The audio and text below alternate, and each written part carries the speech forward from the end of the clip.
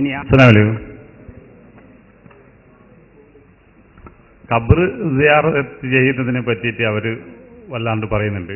പക്ഷെ നമ്മളെപ്പോലത്തെ വിവരമില്ലാത്ത ആൾക്കാർക്ക് ഉത്തരം പറയാൻ കഴിയുന്നില്ല. അതൊന്ന് വിശദമായിട്ട് വിവരിക്കണം. ഖബർ സിയാറത്ത് അല്ലേ? ഞാൻ എൻ്റെ ആമുഖ പ്രഭാഷണത്തിൽ പറഞ്ഞതിൽ തന്നെയുണ്ട്. ഖബർ മുജാഹിദുകൾ പറയുന്നത് ഖബർ സിയാറത്ത് ചെയ്യാം, ഇപ്പൊ തുടങ്ങിയതാണ്. ഖബർ സിയാറത്ത് ചെയ്യാം, പക്ഷേ മരിച്ചവരെ കൊണ്ട് വേറെ ബർക്കത്തൊന്നും ഉദ്ദേശിക്കാൻ പാടില്ല, മരിച്ചവരെ ഓർക്കാൻ മാത്രമേ ഖബർ സിയാറത്ത് പാടുള്ളൂ എന്നാണ് ഇപ്പൊ മുജാഹിദ് പറയുന്നത്. പക്ഷേ തൗഹീദിന്റെ സംസ്ഥാപനത്തിന് വേണ്ടി വരുന്ന ബഹുമാനപ്പെട്ട റൂഹുല്ലാഹി ഈസാ നബി അലൈഹിസ്സലാം റൗദ ശരീഫ് സിയാറത്തിന് പോകുന്നു.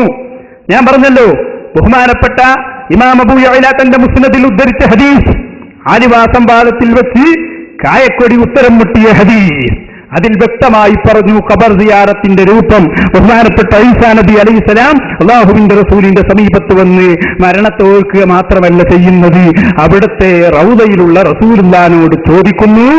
എന്താണ് ചോദിക്കുന്നതെന്നറിയോ? ഇൽമു വേണം, ഇൽമു പറഞ്ഞു തരണം. ഖബറിന്റെ അടുത്ത് വന്ന് ചോദിക്കാണ്. നബി സല്ലല്ലാഹു അലൈഹി വസല്ലം വിളിക്കാണ്, യാ മുഹമ്മദ്, യാ മുഹമ്മദ് എന്ന് വിളിക്കുന്നു. പ്രിയപ്പെട്ട സഹോദരന്മാരെ, നിങ്ങൾ ചിന്തിച്ചു നോക്കൂ, എന്താണ് ഇവിടെ സംഭവിക്കുന്നത്? ഇതാണ് ഒരു ഖബർ സിയാറത്തിന്റെ രൂപം. ഖബറിന്റെ സമീപത്ത് വന്ന് ആവശ്യം ചോദിക്കുക, അതും ഖബർ സിയാറത്തിൽ പെട്ടത് തന്നെയാണെന്ന് ഒരിക്കലും ശിർക്ക് ചെയ്യാത്ത ഈസാ നബി പറയാണ്. ഇപ്പൊ കേരളത്തിൽ മുജാഹിദുകൾ പുതിയൊരു മറുപടി പറയുന്നുണ്ട്, അത് ഈസാ നബിയല്ലേ, ഈസാ നബിയല്ലേ. നമ്മൾ പറഞ്ഞു ഇവർക്ക് പണ്ട് ഈ പറയുന്നതിലൊന്നും ആത്മാർത്ഥതല്ലാം. ഇവർ പറയുന്നത് എന്താ? ഖുർആനൊക്കെ ഓതും, കേട്ടിട്ടില്ലേ അള്ളാന്റെ റസൂലിനോട് പോലും അല്ല പറഞ്ഞത് നിങ്ങൾ ശിർക്ക് ചെയ്താൽ നിങ്ങൾ അമല് പൊളിഞ്ഞു പോകുന്നതാണ്. ഇതൊക്കെ പറഞ്ഞ ആൾക്കാർ പിന്നെ പറയാതെ ഈസാ നബിയല്ലേ. ഞങ്ങൾക്ക് പറയാനുള്ളത്, ശിർക്ക് എല്ലാവർക്കും ഒന്നാണ്. ഈസാ നബിക്ക് പറ്റുമെങ്കിൽ ഞങ്ങൾക്കും പറ്റും, ഈസാ നബിക്ക് പറ്റൂലെങ്കിൽ ഞങ്ങൾക്കും പറ്റൂല.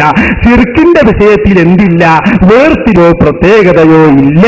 നിങ്ങൾക്ക് തിരിയാ പോയതാണ് എന്ന് പ്രത്യേകമായി മനസ്സിലാക്കണം.